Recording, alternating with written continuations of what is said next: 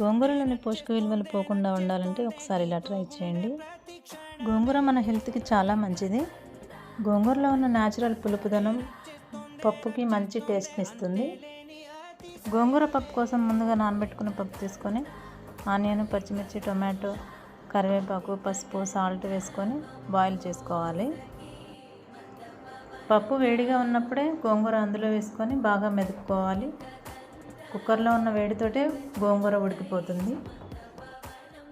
గోంగూరను డైరెక్ట్గా ఉడికించకుండా ఈ ప్రాసెస్లో చేసుకోండి. గోంగూరని బాగా మెదుపుకున్న తర్వాత పోపులో పప్పు వేసుకొని ఒక పొంగు వచ్చే వరకు ఉడికించుకోవాలి.